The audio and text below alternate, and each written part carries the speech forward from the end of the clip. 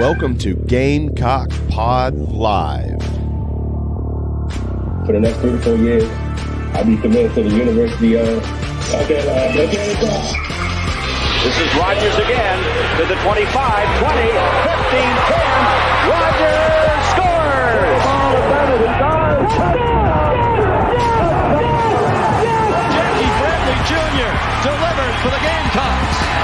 Lost it up, looking for Kelly. Touchdown! Can you believe it? And South Carolina is sending shockwaves through the SEC. Frederick plays it in at the buzzer. That's a win! Unbelievable! I don't believe it! And now, live from Studio 54 of the Gamecock Pod Studios, here's the Cockfather himself, Keith Allsep.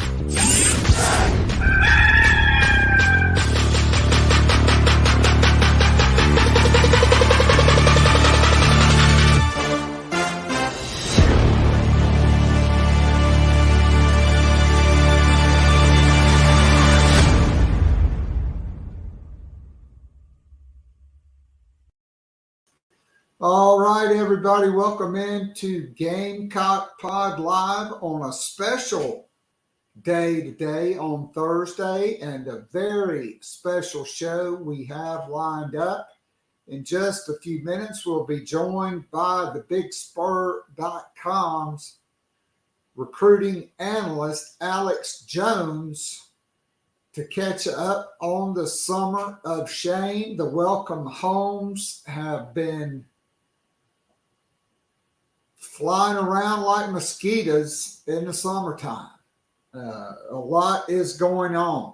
So welcome in to Gamecock Pod Live for June the 20th. This is episode number 1511.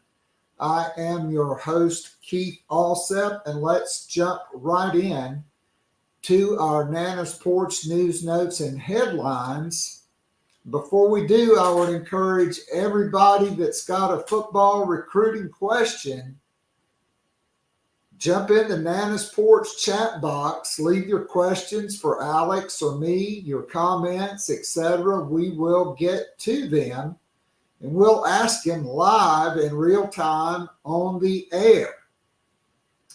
All right, so today's show and our news, notes, and headline segment brought to you by the award-winning full-service catering company servicing the greater Charlotte area, Nana's Porch, your go-to for all your catering needs, whether it's a banquet, a wedding, a corporate event, or the big backyard bash with a whole hog barbecue.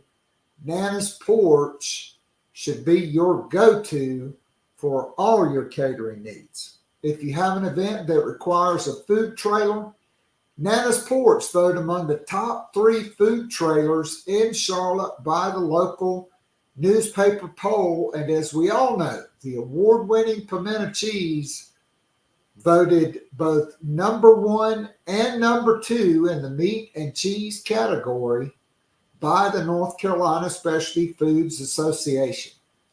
So I strongly urge you to support this Gamecock-owned and operated business if you live in the greater Charlotte, Fort Mill, Rock Hill, Lancaster area by going to nanasporch.com. That's NANASPORCH.com.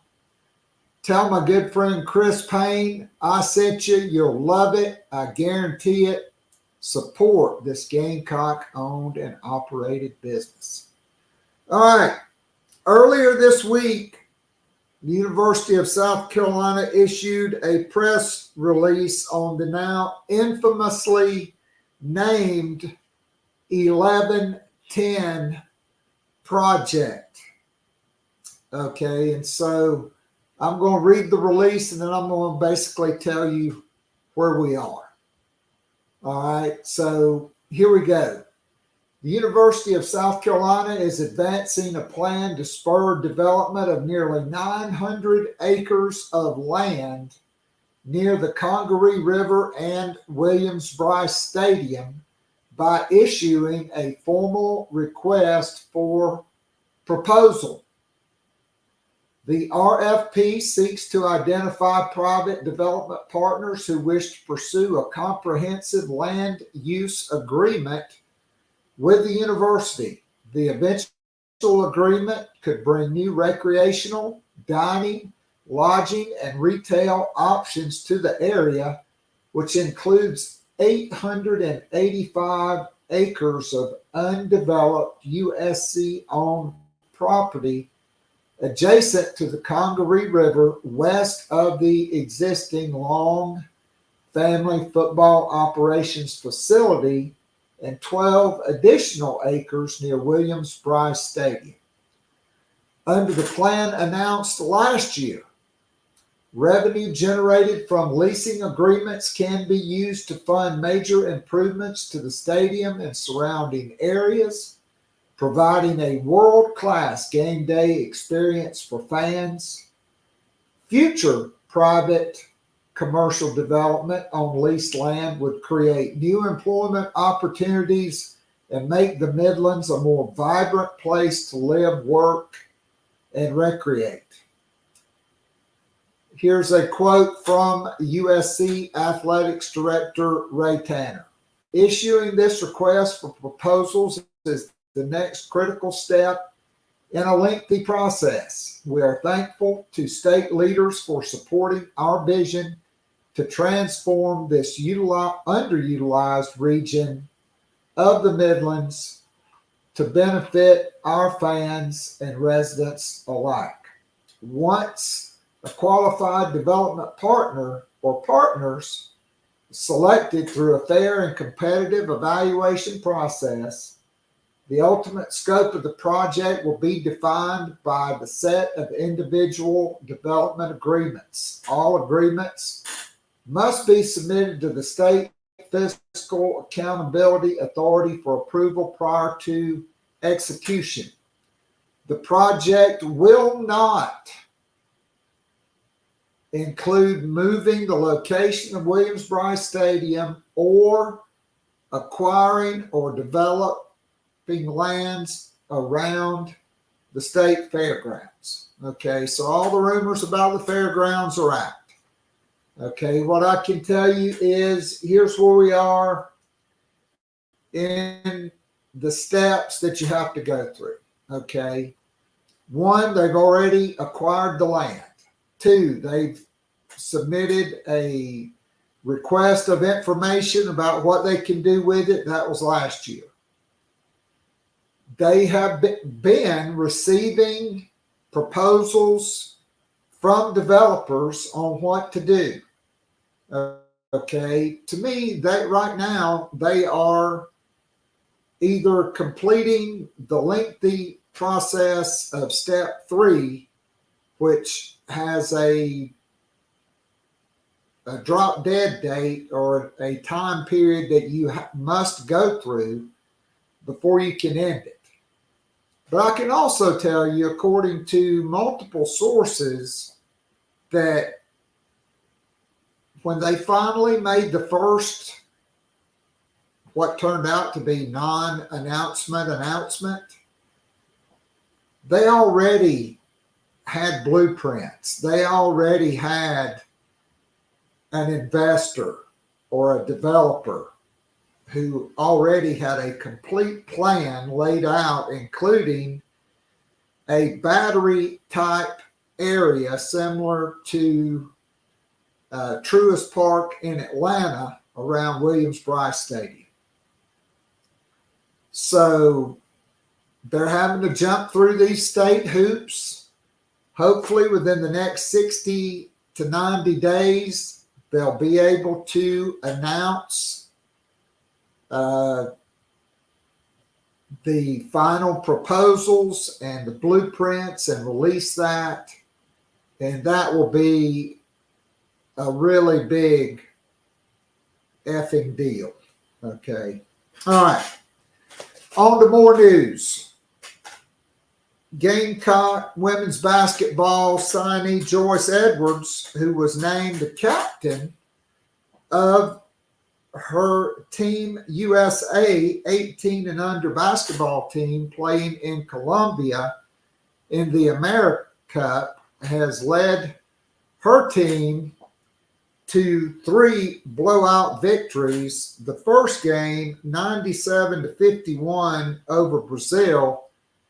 Edwards uncharacteristically sluggish in this one. Maybe the jet lag, maybe because she had been playing soccer had something to do with it.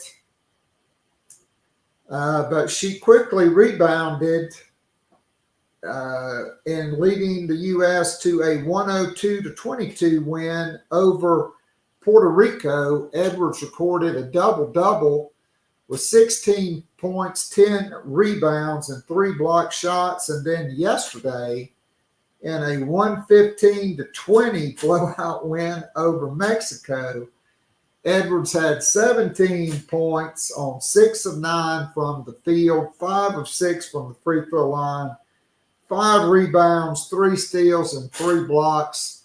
Team USA will advance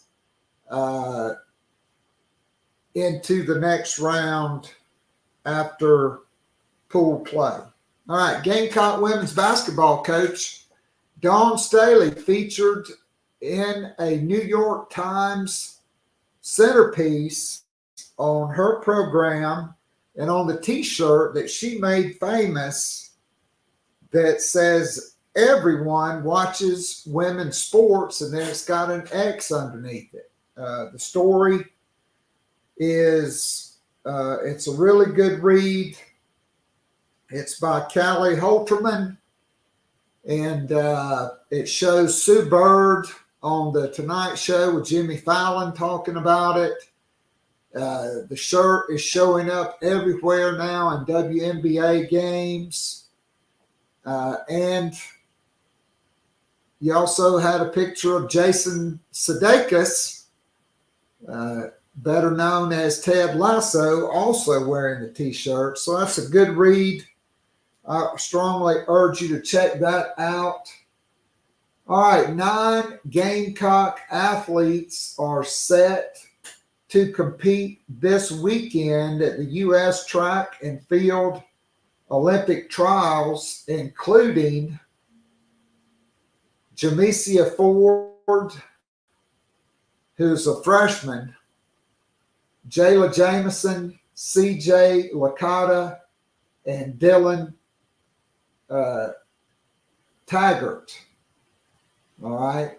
5 Gamecock alumni vying for positions are Josh Owatunde, Quincy Hall, Evan Miller, Malik Paul, and Chris Royster. All right, so there is that. All right, the College World Series Championship, or the College World Series Championship Series is set. It will be an all SEC affair as top seed Tennessee advanced rather easily, and then Florida, they took everybody to the mat, but they could not top Texas A&M. So it will be Tennessee and Texas A&M beginning Saturday night on ESPN. Game 1. Game 2 will be Sunday afternoon on ABC. Game 3, if necessary, will be Monday night on ESPN. And finally, we can say it's now official. South Carolina's women's basketball national championship victory over Iowa was the most watched basketball game of the year. Men's, women's, college, or NBA, that game is number 1, and it's really not close, with an average of right at 19 million viewers. Coming in at number 2 was the Final Four men's game between Duke and NC State, almost 4 million viewers less at 15.1. The men's national championship game between Purdue and UConn, 14.8 million. And then the women's Final Four semifinal between UConn and Iowa came in fourth at 14.4 million. UConn and Alabama at 14.2. That was number 5. That was in the men's side. The regional final in the women's tournament between Iowa and LSU, number 6 at 12.3 million. And then game 2 between the Boston Celtics and the Dallas Mavericks in the NBA Finals, 12.3 million. Game 5, which was Monday night when the Celtics clinched banner 18, 11.2. And game 3 between Dallas and Boston, 11.4 million. And then I'm also guessing the NC State Purdue men's game, that was number 9 at 11.5. All right. We'll have some women's softball news later in the show, but let's bring in the man of the hour. Too sweet to be sour. The ladies' pet, the men's regret. And right now, the hardest working man on the beat, covering the Gamecocks at thebigspur.com, Alex Jones. Alex, welcome in. It's been a busy week for you, hasn't it, my friend? Yeah. First of all, thanks for having me again. I enjoyed being on that first time, and thanks for having me on. But yeah, it's been a very busy week, and it's only going to get busier here coming up on Friday and this weekend. All right, so let's start with this week. So there were camps all 3 days of this week. What kind of stood out to you and other onlookers, and maybe who are a few of the top names of players that drew the most attention from the coaching staff and that stood out during the camps? Yeah, kind of thinking back to yesterday's camp, it was probably one of their maybe more loaded camps of recruits that they've had this summer.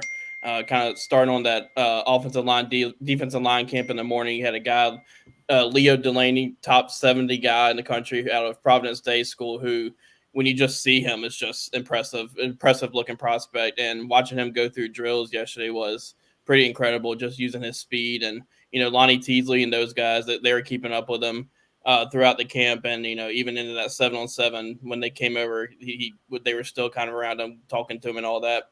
But kind of in that 7-on-7 yesterday, there were a lot of really good prospects. You think about Irma High School being there. You got AJ Brand, you got Donovan Murph and those guys. And kind of actually, before we get into that, speaking of Irma, you got Jaden Bryant, who's a 2027 edge, who's at the O-line, D-line camp. And I saw him, and when you see him, you don't think he's a 2027 guy. He looks like he could be in this class right now. But, yeah, at the 7-on-7, you had those guys. And Donovan Murph, 2026 out of Irma, that guy, he's going to be really, really good. And he already is. And he and Brand connected pretty much all day. And ended up being in the championship. You had Providence Day School and Irmo going against each other. And Providence Day is really, really good, too. Their quarterback, Lott, 2026 guy, had some eyes on him yesterday, made really impressive throws throughout the camp. But their wide receiver, Gordon Sellers, is the guy who I think South Carolina is going to be keeping a very close eye on here throughout the recruiting process. And actually, South Carolina had a commitment on campus yesterday, too, with Jaquel Holman, and him and Blackville Hilda came in. He's another guy who just physically stands out. He kind of played both ways for them. He looked really, really good at receiver, can go down and get the ball. But, another good looking prospect they have committed, and it was a pretty loaded day, and it looks like it may be a pretty good day tomorrow as well. All right, so is it Gordon Sellers from Providence State? Is that the wide receiver?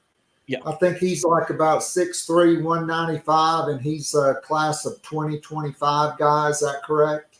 He's 2026. 2026.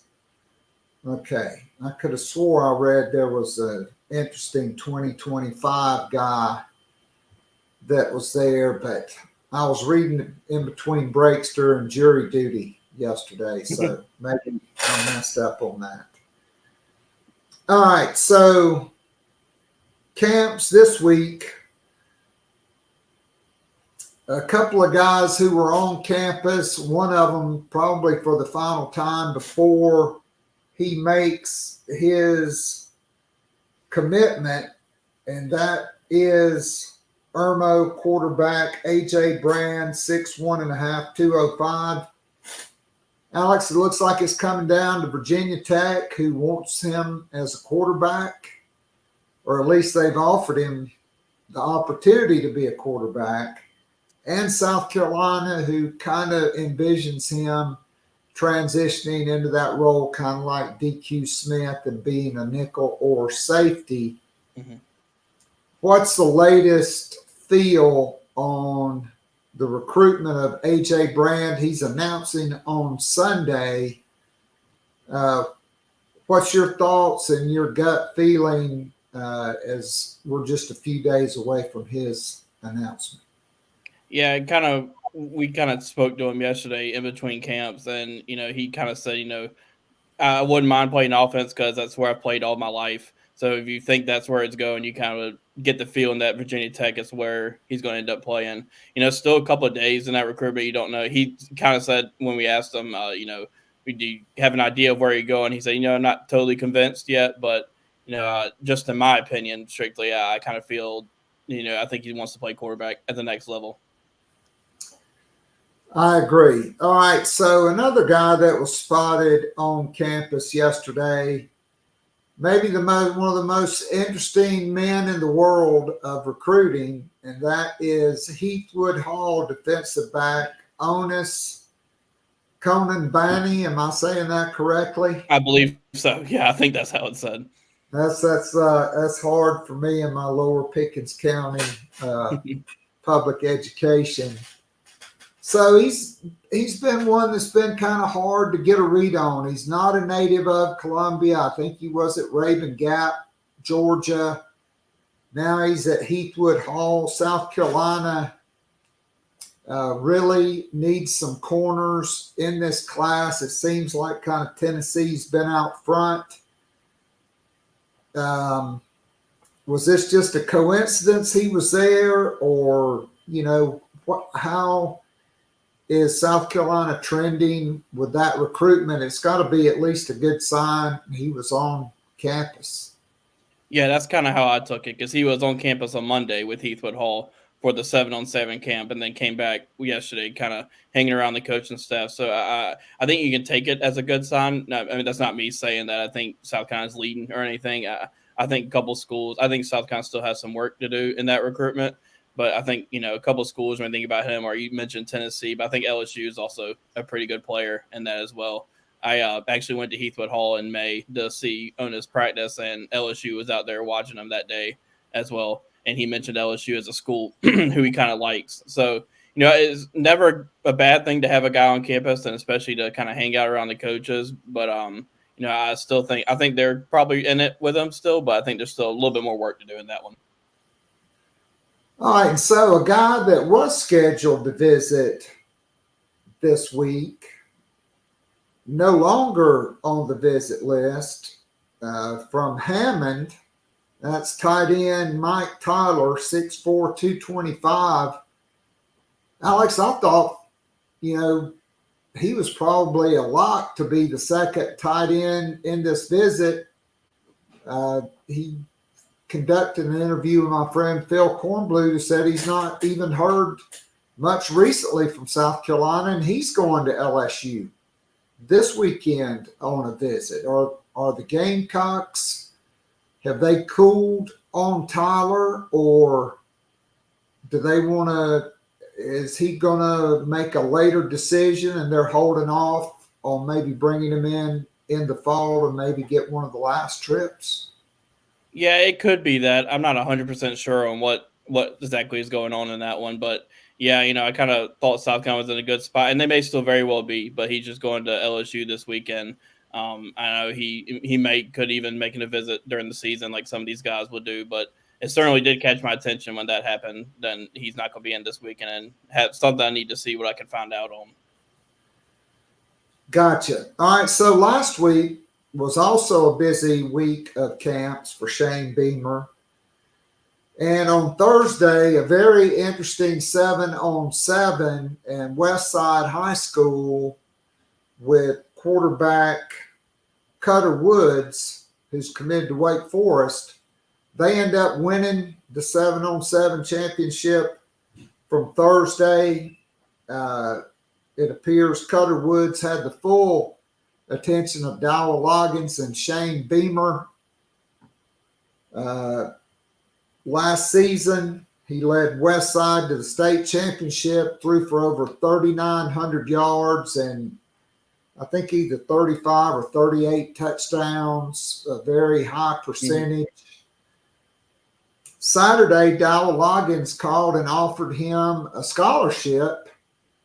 And by Monday, he had set an official visit for tomorrow, which will be the last big June official visit weekend with the Gamecocks. Now, he's been committed to Wake Forest since April. He had a lot of other good offers, including Auburn and some other SEC schools. How big is this offer? I mean, it's got to be pretty good because he's, he gets the offer on Thursday, on Saturday, and on Monday he set an official visit. Does South Carolina have a chance to flip Cutter Woods and make him their quarterback for the class of 2025?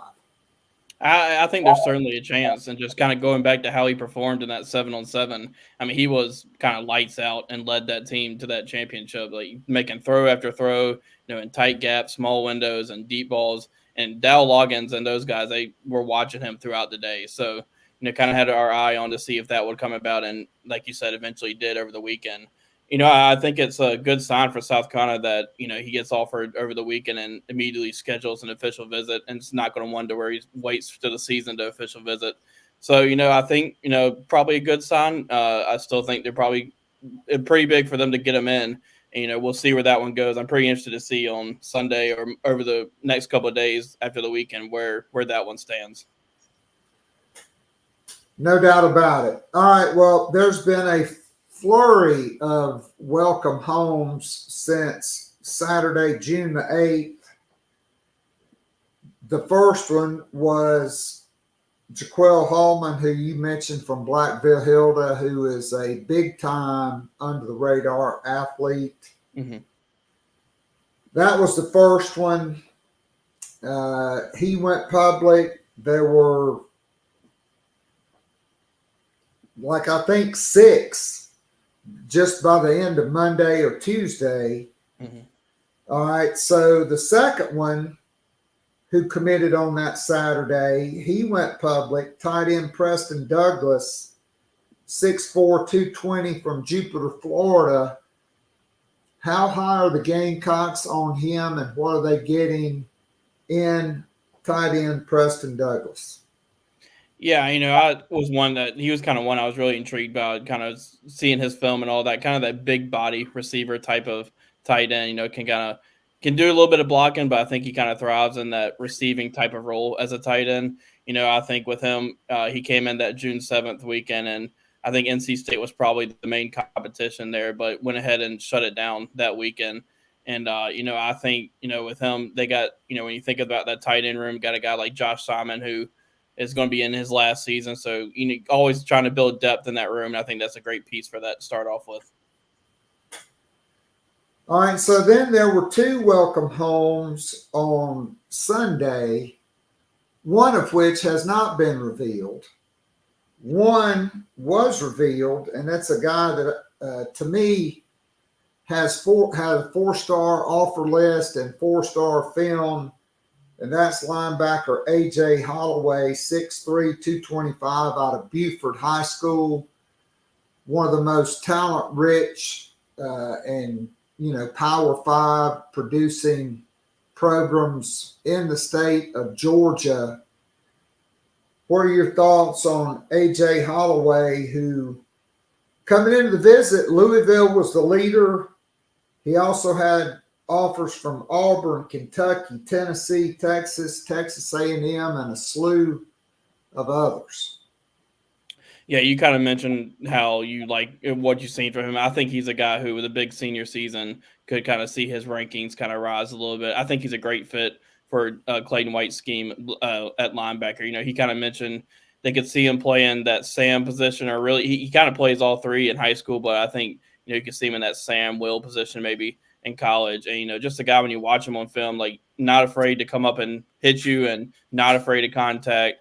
And just another guy who Clayton White's done a really good job with that linebacker room of building it out from where it was when he arrived on the scene. No doubt. I kind of think he's either a Mike or a Will linebacker. Mm-hmm. Okay, so then on the Monday following that, edge Kobe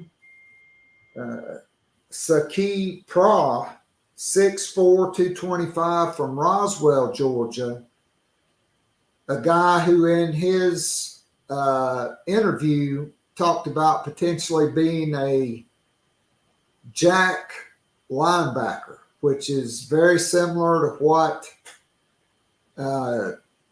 Georgia and Alabama's defense under Nick Saban, that long, quick twitch guy that can stand up, that can play on the line of scrimmage standing up with his hand in the dirt, or back out and play in space. From watching the film and the measurables, looks like this came down to Mississippi State, Indiana, and Arkansas, but the Gamecocks beating some good schools for a high ceiling guy who has not played a ton of football yet. Yeah, you kind of hit the nail on the head with that jack position thing. And that, whenever he said that, it kind of caught my attention because I had not thought about that. But he could really fit into that well. Kind of coming off the edge or kind of backing up and playing towards that linebacker spot. Just at his size right now, coming out of Roswell, just 6'3", 225, and just that you mentioned that long arm kind of guy. So, I think he's one where, you can kind of see him, Sterling Lucas and Clayton White, kind of when he gets in here figuring out where exactly he fits best in that group. But I think he could kind of really thrive at that jack position for South Carolina. Yeah, I mean, look, I think you take all the guys like him. He's a similar body type to Fred J.R. Johnson. Like, to me, you take all those kind of guys you can get and then figure it out. Mm-hmm. Right? Because you got 3 or 4 spots now in this flex nickel defense. And so I think you need all of these long, big-bodied linebackers who are going to fill out, and then you can figure out where they're best going to fit after they get on campus. Yeah, those guys in the SEC, you can never have too many of those guys on an SEC roster. All right, I agree. And so then the next guy, Torian Gray's annual under-the-radar defensive back. He gets one every year. This year, it's Christopher Hatfield, 6'3", 205 from Lincoln, Georgia. A big, rangy guy that can move his hips, that has some corner ability. But Alex, the guy that's 6'3", 205, and he hadn't, he's still basically a junior in high school, is probably going to end up 220 plus pounds and be a safety. That's kind of what I see him kind of in a Nick Eamon-Warry type of role, but also a guy, because of that corner ability, could still be a big nickel in that defense. You beat West Virginia, Georgia Tech, and Toledo for him. And look, there's a lot of angst and consternation on the message boards about all these 3-star guys Carolina's taking. But, let's go back to last summer when Mazeo Bennett was a 3-star. Fred J.R. Johnson was a 3-star. Matthew Fuller was a 3-star. There were several guys, even my man, the big offensive lineman from Greenville High, he was a 3-star. They all wound up being 4-star guys. I think the message board mobs and some of the recruitniks need to slow their roll a little bit. And if there is a guy you're going to trust on making an evaluation, to me, it is Torian Gray. Yeah, Torian Gray knows exactly what he's looking for in all of his secondary guys. And, it's really hard not to trust any of his evaluations, and kind of sticking to your point there. These guys still have senior seasons to play. And, that's just another year of football where these people who are evaluating can look at him and say, oh, yeah, we need to rise him up in the rankings.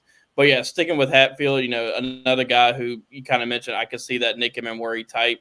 I know they kind of liked him as a safety when they first started recruiting him, and I think they still do, but I do know that they see some corner ability in him, which is kind of intriguing being at that size, 6'3", and that'd be a big corner, but I can see it working.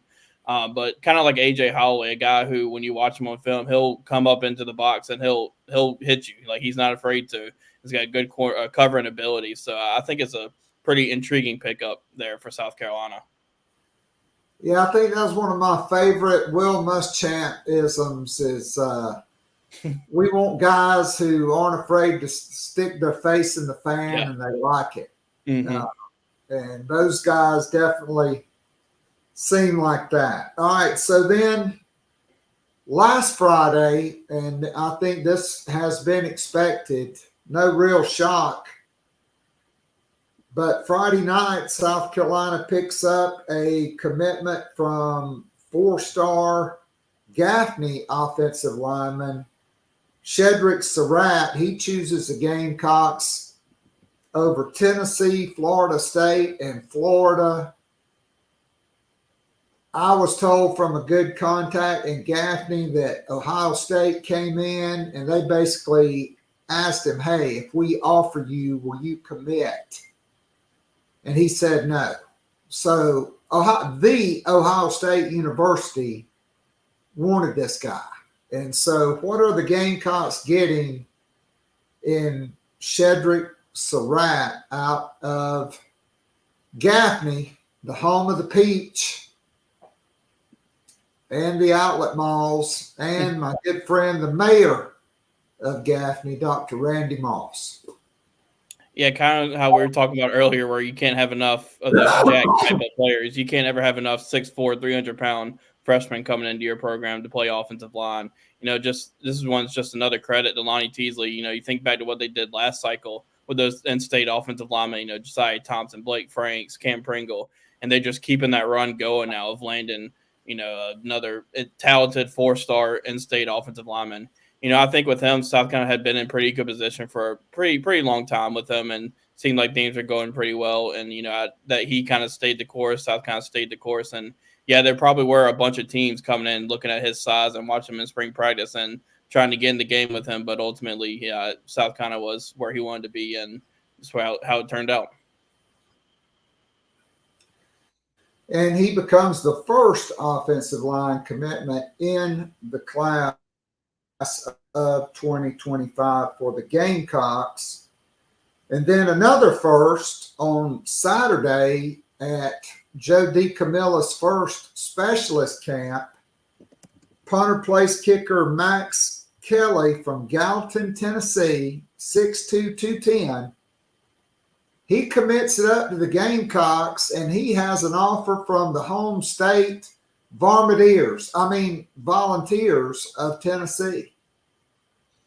Yeah, he's one. South Carolina in this class had offered 2 kickers. It was him and London Bornis. I think I'm saying that right. And both of those guys were ones who they kind of keyed in on as who they wanted in the kicker class. And Max Kelly ended up making it in this weekend to kick in camp and kind of spend the weekend with the coaching staff. And, I think for a while now, Joe DeCamillis had kind of made a big impact on his recruitment. And, a guy who's really got, you look at Cole's Kicking, who ranks kickers, he's number 14 in the country. I think he missed just maybe 3 or 4 field goals last year, which when you kind of look at kickers in high school, it can be a little bit hard to evaluate just because, the process can be a little bit trickier than in college.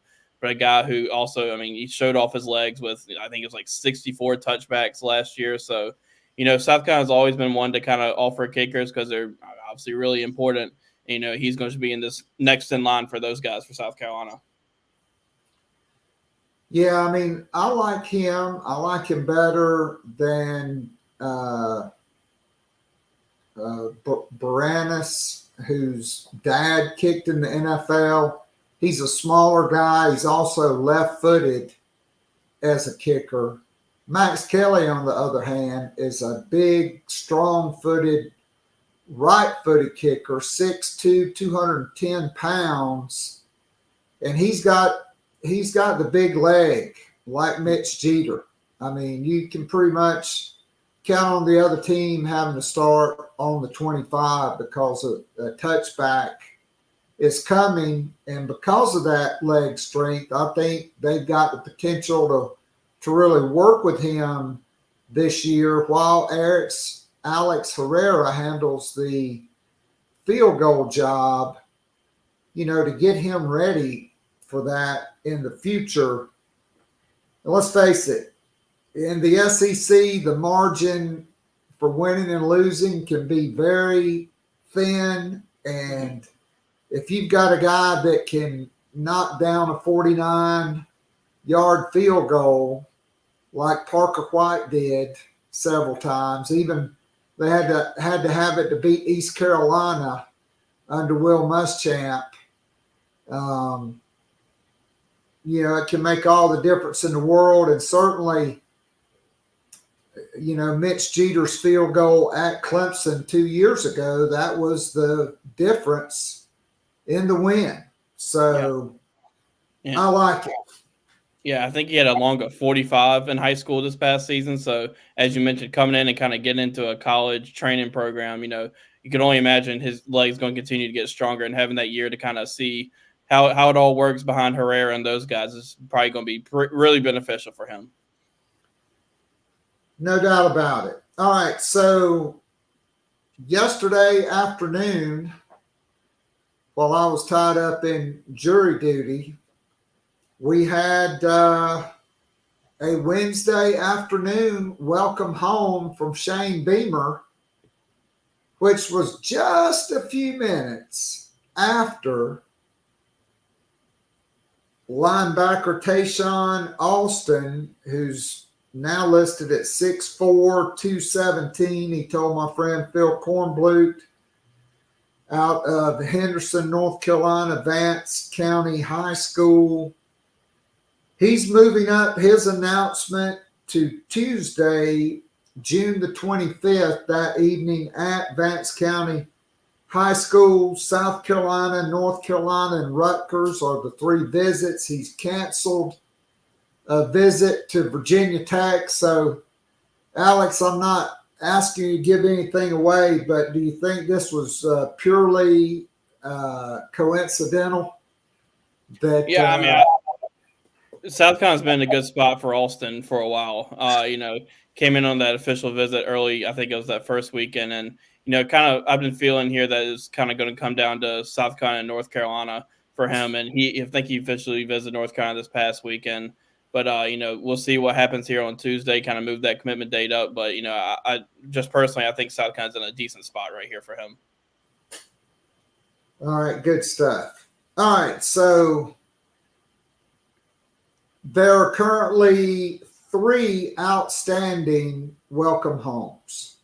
There is one from the day after the spring game on April 21st. Maybe it was April 20th. It's been so long ago, I can't remember. There is one from June the 8th, which will probably be announced in late July. At least that's what I'm kind of hearing. And then there's yesterday's. So you got that. Now, you also have the Shamari Earls situation, which is not the same as the Bonnie situation from Pulp Fiction, but still, it's kind of gone a little sideways here for the Gamecocks. So Earls showed up. He committed even before the spring game that afternoon in April, Saturday afternoon, April the 20th. Set his official visit for May 31st, said he was shutting it down. South Carolina would be the only official visit. Well, so then he said, well, I think I'm going to visit Texas A&M on June the 7th. So Shane Beamer and company decided, hey, we want the last visit, so let's move your visit to June 21st. So after that, until last week, I guess he researched that Texas A&M already had 4 cornerback commits in their class and like 20 scholarship DBs. So he dropped them. He visited Michigan last weekend. This weekend, instead of coming to Columbia, he scheduled to visit Georgia, which brings up a lot of angst and consternation and, quite frankly, quite a bit of PTSD from the last couple of recruiting cycles for South Carolina. He did say, I'm talking about Shamari Earls, that he did plan to come back to South Carolina at the end of July for the cookout and, make an official visit maybe, that same week in June when they bring in Jonte Gilbert. And so how are we feeling about Shamari Earls, the strength of his commitment? Obviously, he does have a great relationship with Torian Gray, but Michigan just won the national championship, and Georgia had won the previous 2 national championships. This one has gotten a lot tougher. Yeah, no doubt. He's still part of the class right now. I think probably there is some thought that you just keep an eye on, just because, it was supposed to come in one weekend, supposed to come the next weekend, then it didn't happen. But, there's still a lot of time on this one. But, yeah, I think, Michigan and Georgia are the 2 to really keep an eye on for Earls. But, they still got the official visit probably sometime in the season. But, I think we'll have to keep a close eye on this one. Being one of the top cornerbacks in the country, there's going to be a lot of teams that want you. So I think South Carolina's going to be in a battle on this one all the way till the end. No doubt about it. All right, and so South Carolina also changed the visit for defensive tackle commitment Caleb Williams, who was also set to come in on the 31st of May. He's coming in this weekend. I think we're still good there. What's your thoughts? I think it's pretty good timing for them to get him in this weekend. He was at Virginia Tech. I think it was either his last weekend or 2 weekends ago. And, being a guy from Virginia and one of the home schools offer you and get you to visit, probably one where you have to watch it just to see what happens. But, I think it's a pretty good sign for South Carolina and good opportunity then for them to get him in this weekend and kind of show him why he committed in the first place during that spring game. And so I think they'll be okay there for what we're seeing right now. All right, so we talked about Tayshawn Austin moving his commitment date up to Tuesday. We talked about A.J. Brand, who will announce on Sunday. So South Carolina brought in Dontrell Glover on June 7th for an official visit. one of the top interior offensive linemen in the country. He's now moved his announcement up to, I guess, Monday, which will be June 24th. Florida State, Georgia, South Carolina, and Tennessee. I think the timing of this does not bode well for the Gamecocks. I think you wanted for him to kind of prolong it and get him back on campus that weekend in July for the cookout. Your thoughts? Yeah, I think you're right. I think Georgia's got the lead here, kind of just from my feeling. And I think that's probably where it'll end up being. Just another one of these guys at state of Georgia who it's going to be tough to pull those guys who Georgia wants from there. And I think that's probably where this one's heading here on Monday. Yeah, I mean, I agree. I think Georgia. It's looking like they'll get him. They'll get Cortez Smith and Juan Gaston. I think that'll be like a clean sweep. All right, so tomorrow begins the final official visit weekend. We've already talked about a couple guys, but there are some very interesting uncommitted prospects who are coming in addition to several of your commitments who are coming in. Okay. Shedrick Surratt, he's coming in. Caleb Williams coming in. Sumter.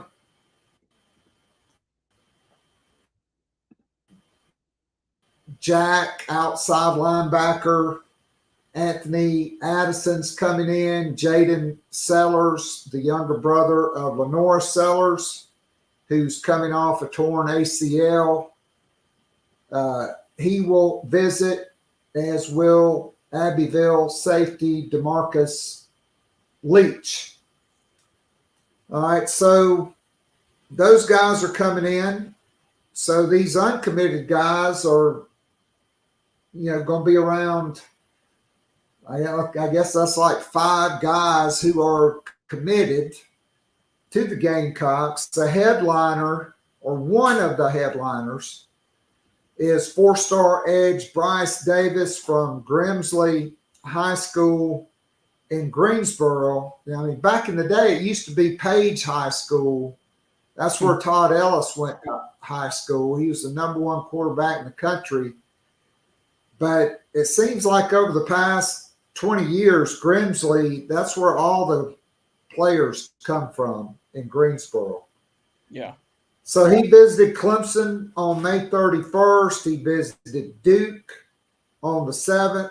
He just visited Georgia. Shocking, a big-time defensive lineman visiting Georgia, I know. Gamecocks get the last shot. That's really 3 elite defensive end prospects you will have had on campus with Jared Smith, and then going back to last weekend with Isaiah Gibson, who, after visiting South Carolina, officially decommitted from Southern Cal, and now Bryce Davis. Where does South Carolina sit with this one coming into the visit?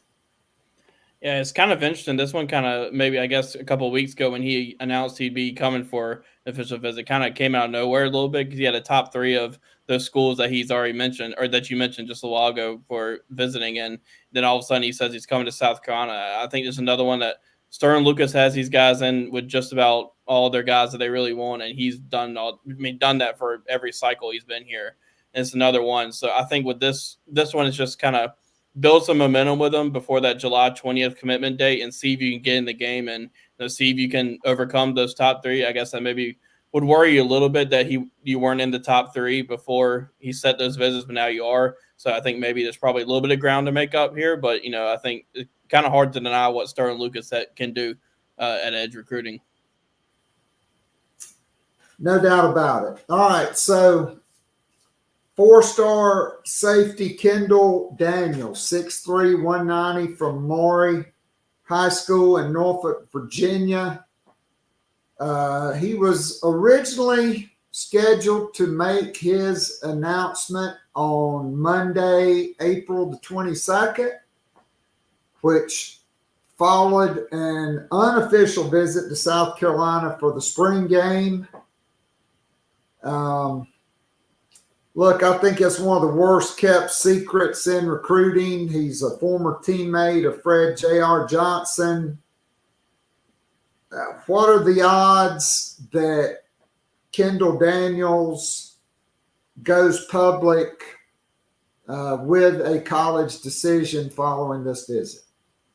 I think we'll see. I think it's been kind of hard to see just where this one's going to go. Just I think with him, it's coming out of Virginia. Virginia Tech has been a team that's been one to kind of keep an eye on.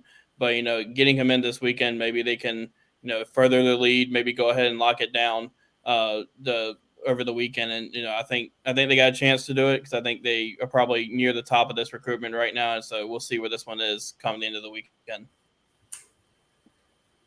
All right, so another, big rangy linebacker, Donovan Darden, 6'4", 215 from Havelock. He's a guy that, I remember Pharaoh Cooper, nobody knew about him. He was a 2-star recruit when he was first ranked. And I still remember my friend Brad Lawing telling, hey, call your recruiting guys and tell them to keep Pharaoh a 2-star. We want him to stay a 2-star. Well, of course, he wound up shooting up the boards and took Havelock to the state championship. And after the Shrine Bowl, was a legit 4-star guy. Donovan Darden was unranked, and his first ranking was an 88, which is like the highest ranked 3-star you can be on 24/7 Sports. I love the junior film. Where does the Gamecocks sit in this recruitment coming into the weekend with Donovan Darden? Yeah, I think they've got the lead here. It kind of feels like they've been at the top of this recruitment for a while now. I think the other school you think about here would be NC State, but I think South Carolina's probably feeling pretty good about coming into this one, about where they stand. I don't think there's a commitment date set for him yet, so we're not sure of a time frame on when it could happen. But kind of going back to some of these guys we've talked about earlier, I think he's one who was really under the radar and then kind of came into that spring game and earned an offer from South Carolina, Clayton White. And I think a senior year, if he could kind of keep it up from where he was his junior year, could maybe get into that 4-star status or can just continue to climb the rankings. But I think South Carolina heading into this official visit is probably looks like it'd be in a pretty good spot. Yep, so he's visited Illinois, NC State, and his final visit will be to South Carolina. Excuse me. All right, another guy, very intriguing. Okay, Travian Robertson, in the spring evaluation period, he goes down to Central Florida. He goes to Lehigh Acres and sees a big defensive tackle, Eric Thomas, 6'5", 325. He offers him shortly after South Carolina offers, Georgia and Florida offer. Okay. Thomas took an official visit to Syracuse on the 7th. His brother, by the way, is I believe a defensive lineman at Marshall. He visited there last weekend, and this weekend will be his final official visit. And according to several different sources, this recruitment could be coming to an end. And I like where the Gamecocks sit with Eric Thomas coming into this visit. Yeah, if the recruitment's coming down to an end, I think you getting that last visit is probably pretty big for you. I think he's got a really good connection with Travian Robinson. Like a lot of these recruits have since he's been on camp or sent on the coaching staff. He's started to build some pretty strong relationships here, and this is just another one. But yeah, getting that last visit before, maybe starts shutting it down before a senior season, probably puts South Carolina in a good spot here heading into the final official visit weekend of summer. All right, and so the final name on the visit list, old friend Xavier Hardy, who was committed to Gamecocks 2 years ago. Jimmy Lindsay had him committed. He's one of the top defensive linemen in the state of Georgia, a high 4-star guy. Now he's at East Mississippi Junior College. He's considered the number 1 junior college defensive lineman in the country. Had offers from Alabama, Auburn, Florida, Georgia, Ole Miss, Mississippi State, Arkansas, and South Carolina. So he visited Arkansas on June the 7th. He's visited South Carolina. He's visiting South Carolina this weekend. I know some guys on the On3 network have issued their equivalent of a crystal ball pick for the Gamecocks. They call it the recruiting prediction machine. How are you feeling about the Gamecocks' chances of adding finally adding Xavier Hardy to this roster? Yeah, I agree that they're in a pretty good spot. When you think back to his recruitment in that 2023 class, whenever he decided to go to a JUCO, I think he still really liked South Carolina, and there wasn't anything that was, going on there. Like, he still liked South Carolina and mentioned that he would like to get back to South Carolina. So had a pretty good year here at East Mississippi Community College, and I think, things are trending in a good way here for South Carolina for one of the top JUCO or the top JUCO defensive linemen in the country. All right, so he's listed on the East Mississippi website at 6'5", 260. I know there was the school of thought was, by the time he got to college, he'd be 285, 290 pounds and probably be an interior guy. But, going into his second year at East Mississippi, where he had a great freshman season, he's still listed 6'5", 260. Is he a big defensive end, or, Alex, is he a guy who could eventually grow into an interior lineman? Maybe in this if they run in the flex nickel with 3 down linemen, maybe he is that big defensive end you need to set the edge and be one of your 3 down guys. Yeah, I think I was kind of thinking that in that 3 down lineman front that he could fit really well into that at that size, and I think he's got the speed to come off the edge there. But really, I don't think he's far off if they want him to play interior. I think he could do that just as well. Use that speed inside and put a couple pounds on, a little bit of weight on. I think he could be pretty good inside. So I think either way you look at it, if they were to land him, it's going to be one that he could probably come in and help right away. No doubt about it. All right, so South Carolina, as we said, currently 13 commitments and 3 outstanding welcome homes. Technically, this is already the biggest summer of shame. I think last year they went into fall camp with 12 commitments.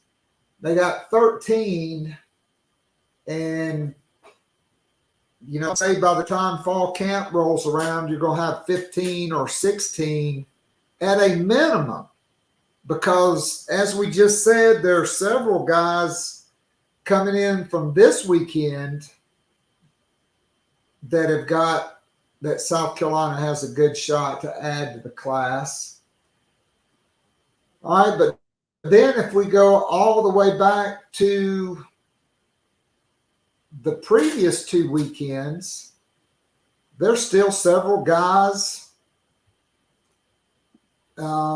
outstanding as well that have yet to make commitments. Some are going to be a lot tougher than others, like Isaiah Gibson. Certainly I would say Georgia's probably the favorite for him.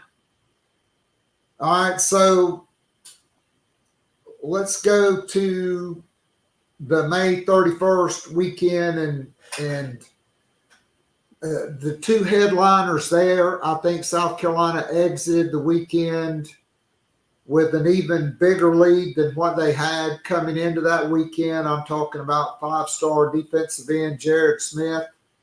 I think it's just surviving the other visits. And Jalen Gilchrist, who named South Carolina the leader before the visit, and his family's been pretty active on social media following that visit. How does South Carolina stand with these two headliner guys that would just exponentially increase their recruiting class ranking? Yeah, with Gilchrist, they've been the leader for a while here, and as you mentioned, that official visit just kind of I imagine just kind of grew that lead even more. And so I think South Carolina. I think a really good spot for Jalen Gilchrist. With Jared Smith, you kind of mentioned just having to watch his visits because he still has some. I think you think of like Florida State. You got to watch out for those in-state schools too, coming out of Alabama, so like Auburn and Alabama. Those two are going to have some pull there too. So just kind of survive the visits with him and see where you are once those come to an end. But I think kind of going back to Gilchrist, I think they're good spot there for him. All right, so South Carolina has already taken several linebacker types. Tayshawn Alston is teed up for Tuesday to announce.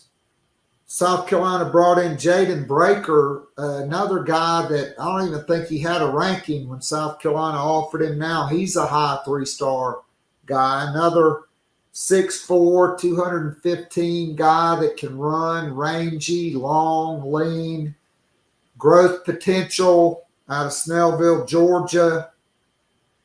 I think he's supposed to decide sometime in July. Do you think South Carolina there's still room at the end for Jaden Breaker to join the class? Yeah, I think so. I kind of like still where they stand with him. This weekend, I think he's wrapping up his official visits. He's going to Kentucky. Kentucky's always one to watch with linebackers just with the way they recruit and some of the guys they've had go through there. But coming out of his official visit to South Carolina, things seem like they're in a good spot. And, I think he's still up there on their board, and I think they still like where they stand there too. Several crystal ball predictions for Jaden Breaker to the Gamecocks. All right, so a couple more guys I want to ask about. Another offensive lineman, South Carolina just getting their first offensive line commitment. Isaac Spike Souls, 6'2", 295 from Mayo High School in Louisville. Kind of appears to be an NC State, South Carolina battle. I think a lot of people outside of South Carolina are confident for NC State, but internally there seemed to be some optimism. How do you handicap this recruitment now that he's made his visits?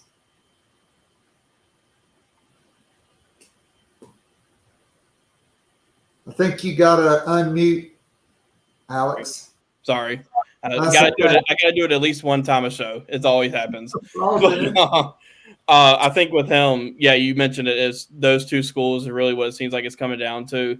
I think maybe Kentucky you could watch out for, but he was also at Miami this past weekend. And it sounds like things went well there, so they could maybe be a dark horse kind of watching for there. But I think that a commitment date for him is coming up, and I think it's down to those two schools right now. Not sure which one leads. I think it's probably pretty close between the two, either way, whichever way it goes. But I think it's going to be one to watch here with him. with South Carolina. No doubt. All right, so South Carolina obviously needs wide receivers. You're on your third wide receivers coach since January, or I guess December. That's when they moved Justin Stepp to tight ends. They hired James Coley. Then Coley left to go back to Georgia. You hire Mike Furry. Malik Clark, the number 2 prospect in the state, 6'2", 185, 10, 500 meters guy. What's the decision time frame for him, and how important is it, not just for him, but for him, for maybe Jared Smith, for Jalen Gilchrist, and some of these other guys, Lagonza Hayward, the 4-star safety, Isaiah Gibson, to try to get them back on campus in July for that cookout? Yeah, if you can do that and get those guys back on campus, that's a pretty good sign that things are going pretty well. Specifically with Clark, this one for a while has seemed to be down to South Carolina, North Carolina, kind of like with Tayshawn Alston. With just this one, I think him. I think NC State could get into it maybe with this weekend's official visit, but I think they're still a little bit maybe behind. But pretty important guy for South Carolina in this class, and Mike Furry and them I know are recruiting him hard to keep him in state and see what they can do with him if they can get him on campus. But yeah, to your point, if they can get those guys in late July, that'd be pretty big for them. All right, so just 3 more guys to ask about, or 4. Sorry. Kevin Wynn, the big 4-star defensive tackle out of Greensboro, Georgia, 6'2", 320. This one appears to be down to South Carolina and Florida State. He's got I think a July decision. It appears this one may be closer than we originally thought here for the Gamecocks, because it looks like Georgia may be out for him. Yeah, I remember going into his official visit, he was coming off that Georgia one. You kind of wondered just how hard is Georgia going to push for him. But, I don't know. It kind of feels like you said, South Carolina, Florida State battle. And I know coming out of South Carolina's official visit, he really liked what he had, his time here. I know they let him, he wants to be a chef. So I know they let him cook up some fish and stuff like that. So I know he enjoyed it. He went to Texas this past weekend, but I think maybe, I don't think I see them getting into this one. But, he said that a commitment could come either late July, possibly early August, kind of like a lot of South Carolina's targets right now. That's kind of a time frame that a lot of guys are going to be committing. So it'd be interesting to see where they stand with all those guys coming, because it could be a pretty big end of July or even start of August if some of these things go their way. No doubt about it. All right, another big defensive lineman, and certainly South Carolina needs to replenish the cupboard at defensive tackle with the number of guys they're going to lose this year. Bryce Jenkins, 6'5", 315, from Friendship Collegiate Academy in Washington, D.C., a former high school teammate of Dylan Stewart. It looks like South Carolina and Maryland may be the top 2 here. How are the Gamecocks feeling right now on Bryce Jenkins? Yeah, it's kind of been – I think he kind of plays his recruitment close to the vest with this one. Coming out of that official visit, I think things went well. But I think maybe you could see him staying up in that way, maybe for his school choice. But, kind of hard to count South Carolina out for those guys up there in the DMV area because they've recruited so well up there. But, it's going to be one – I think – it's going to be interesting to see where that one ends up, because I think it's kind of quiet on his recruitment right now. All right, so one more wide receiver, Lex Cyrus, 5'10", 170, from Harrisburg, Pennsylvania. Same hometown, different high school, from Tyshawn Russell. He visited Penn State.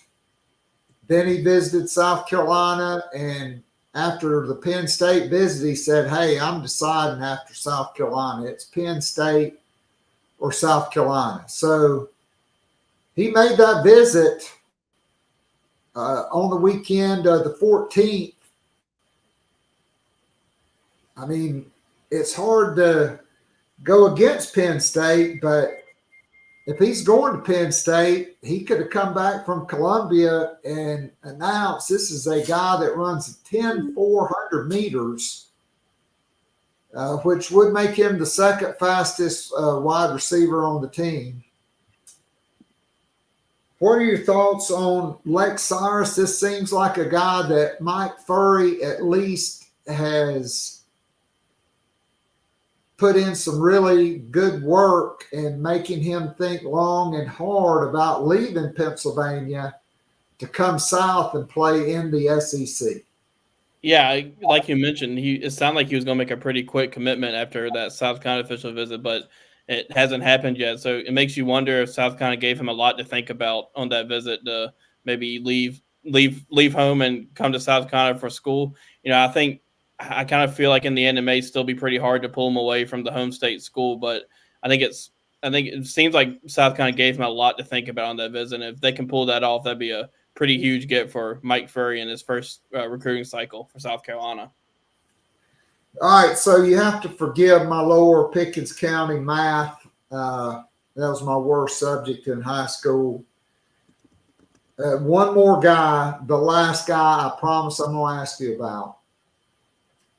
And the only running back to make a June official visit to South Carolina, and that is Jeff Overton, 5'10 and a half, 187 pounds out of Quantico, Virginia. This is a guy that Marquell Blackwell has been on. I think they want to take 2 high school running backs.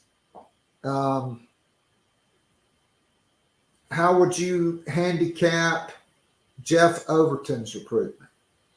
Yeah, this is one where you have to, I think, maybe watch those in-state schools, Virginia Tech, and I think South Carolina is kind of the third school in this recruitment. But they seem like they're really still going after him after that official visit. I still kind of wonder where they stand in that one. And it's not me saying that I think they're out of it, but I think it's just another one where it's kind of close to the vest on the recruitment. But I think the in-state schools are there, and I think South Carolina's kind of right up there with them, and we'll see where this one goes.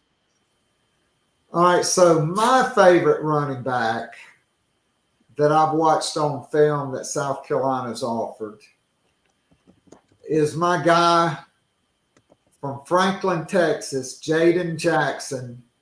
They play in a wing T offense. It's a 3A school. All they do is win state championships.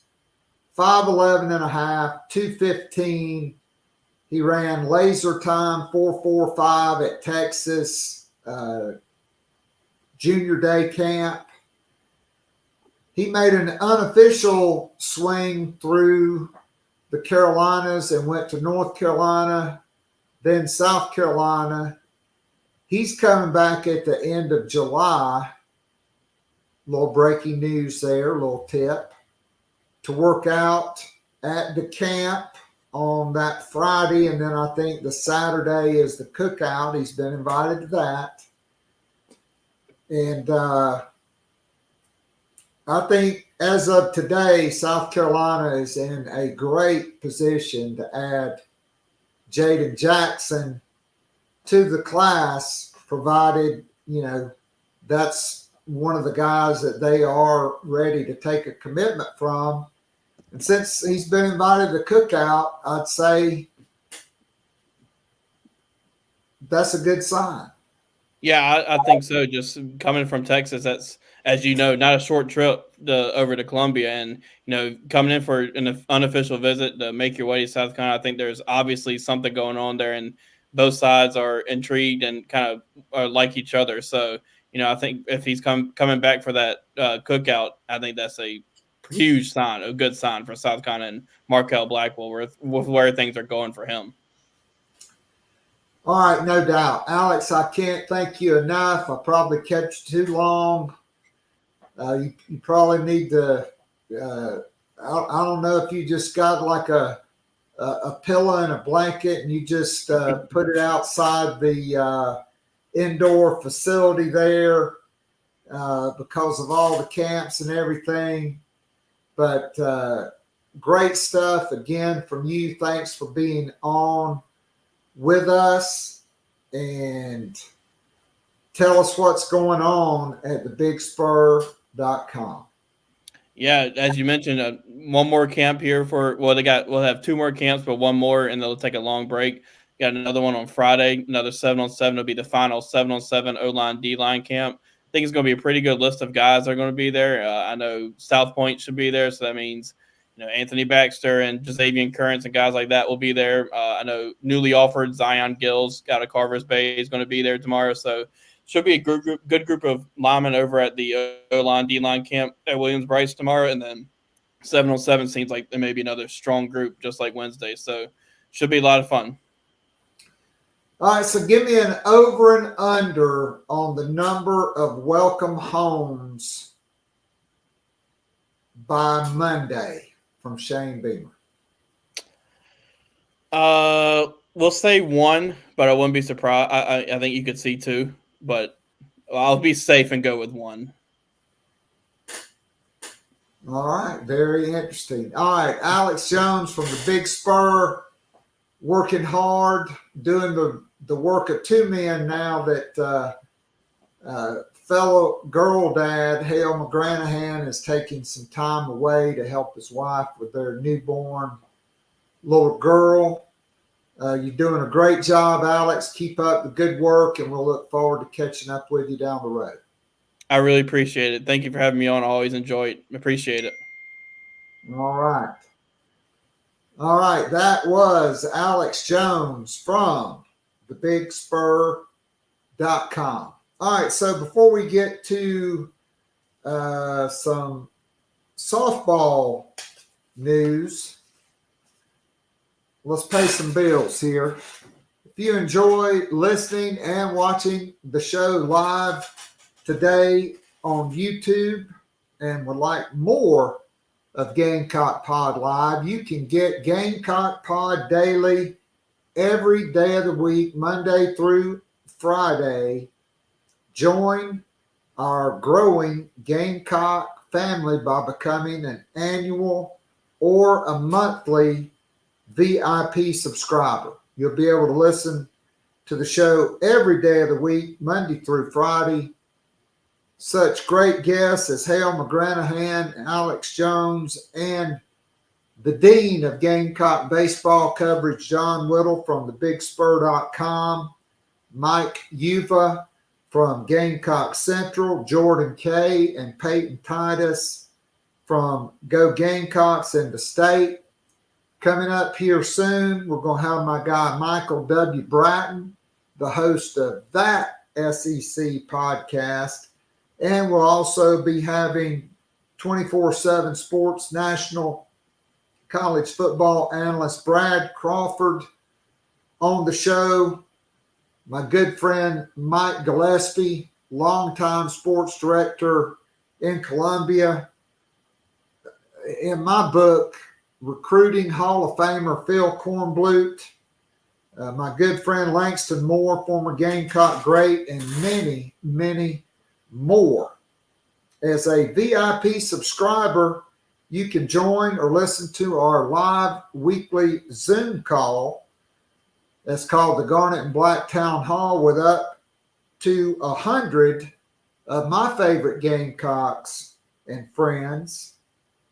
After that show normally lasts for an hour, you can join live. We also record it and put it up after overtime, but we have the unrecorded overtime. That's when the real scoop gets dropped and discussed. It's like going down to your favorite sports bar and hanging out with your favorite Gamecocks and friends, celebrating the wins, talking about new coaches, angst and consternation after losses like the Florida game last year, or the Clemson game, or the Tennessee game. And so we talk about Gamecock football, recruiting, men's basketball. Nobody does a better job talking about Gamecock women's basketball than yours truly. Gamecock baseball and softball as well. And just like today, there's always recruiting news to discuss. In addition to the Garnet and Black Town Hall, VIP subscribers get my most popular podcast during football season. That is the Morning After Show. That's every Sunday morning during football season, with my thoughts on the previous day or night's games, as well as everything in the SEC and the big picture in the national college football scene. And more VIP perks are in the works. So to join, follow me on Twitter at KAllsep, or follow the show on Twitter at Gamecock Pod. Go to the top of the home page. You can click on the link. Joining is easy. You can join on a trial basis for 7 days free. You'll be able to join next Tuesday night's Garnet and Black Town Hall. Okay. Or you can go to patreon.com. That's patreon.com/ Gamecock Pod Daily. All lowercase, no spaces. If all else fails, just go to the Googler and put in Gamecock Pod Daily. It'll take you to our homepage. Signing up is easy, and 1 month's VIP subscription is about the same as one trip to Starbucks per month. If you sign up now, you'll get 2 months free off an annual VIP subscription. That's our best deal. Okay, so I strongly urge you, if you like this show and you want more of it, join our growing Gamecock family by becoming a Patreon subscriber to Gamecock Pod Daily. All right, some of these notes, courtesy of my good friend John Whittle from thebigspur.com on women's softball. South Carolina new head coach Ashley Chastain has been extremely busy in the transfer portal. 3 commitments to report thus far, 2 from her Charlotte team. The first to commit was pitcher Sam Gress. Okay, she will be a senior this coming year. She'll pitch her final season in Columbia. The second is all first team, all conference catcher Lexi Winters, who's from White Knoll High School in Lexington. Okay, she was the best defensive catcher probably in the country. She was first team all AAC. She was also the defensive player of the year in the American Athletic Conference. In 2023, she was first team all freshman. She was also on the Conference USA Commissioner's Academic Medal honoree and on the honor roll. She played and started 50 games at catcher this past season. She's a defensive specialist. She hit .230 with 5 homers, 25 RBIs, 27 runs scored, 8 doubles, 21 walks, and 4 steals. But defensively, allowed just 18 stolen bases all season long and just 1 in conference play. She helped Charlotte finish 13th in the Division I in the fewest stolen bases allowed and did not surrender a pass ball all season and only struck out 5 times in 139 at bats, which was one of the best in the country. Okay, and then yesterday, Charleston Southern freshman pitcher Neely Lamb, also a South Carolina native, she committed the Gamecocks, and she is the only player in Big South history to be named Big South All-Freshman Team, the Big South Freshman of the Year, the Big South Pitcher of the Year, and First Team All Big South, all as a freshman.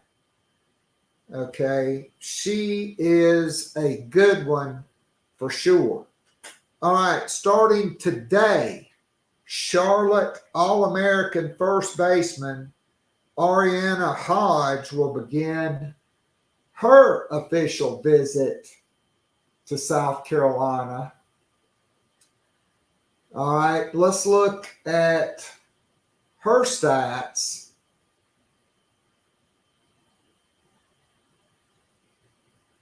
I'm sorry, I gave the wrong name.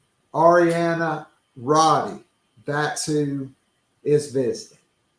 All right, this past season, she bat leadoff. She hit .353. She started and played in all 57 games. All right.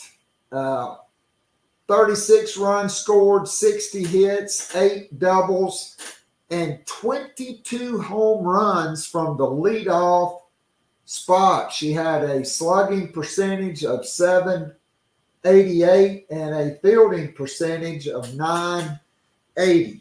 Okay, she would be an immediate starter at first base. All right, also this season, or this weekend, I should say, Oklahoma second baseman Avery Hodge, who played a pivotal role in Oklahoma's College World Series championship, she will begin an official visit at South Carolina. And all she did was hit .278 during the season. Okay, and in the College World Series, Oklahoma's starting second baseman got injured, and in the final 2 games against Florida and Texas, Avery Hodge went 4 for 12. That's .333, which if you hit 300, you're a Hall of Famer. So she's coming in on an official visit. 2 other players to keep an eye on that are in the transfer portal. Charlotte third baseman Ella Chansey, she also has entered the transfer portal. Okay. She hit .316 this past season. She started and played in all 57 games.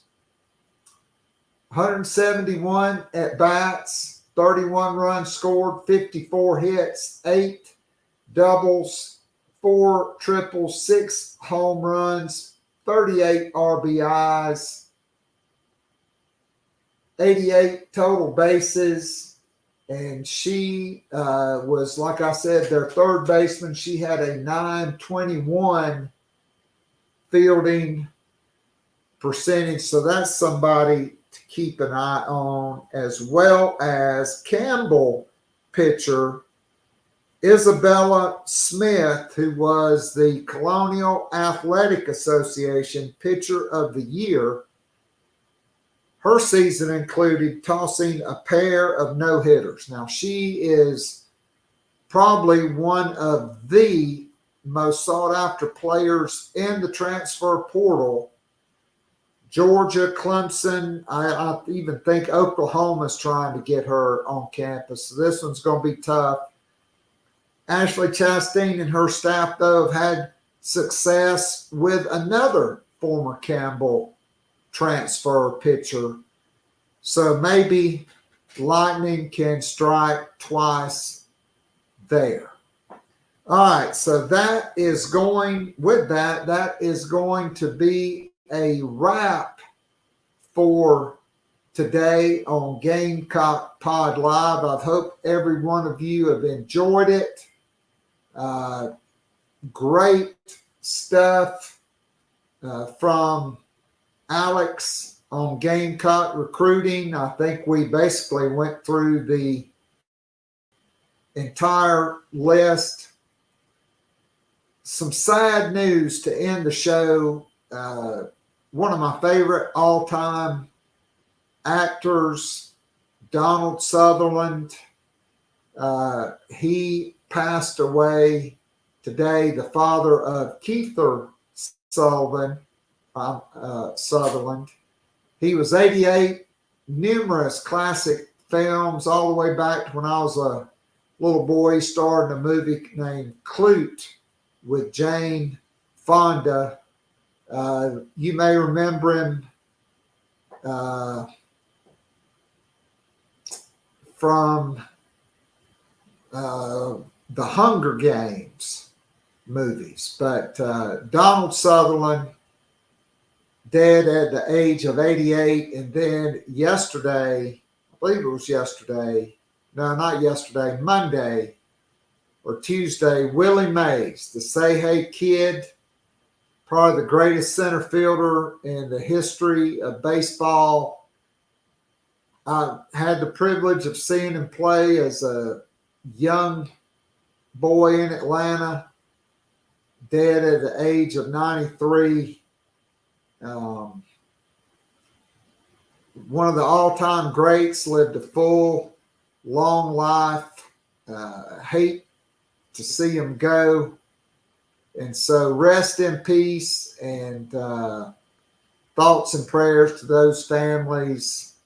But two big losses, one in the film industry and one of the all-time greats to ever play the sport of baseball. All right, I'll be back tomorrow to wrap up the week on Gamecock Pod Live. Until then, Keith Allsep signing off. Go and sign up for your trial membership or become an annual VIP subscriber.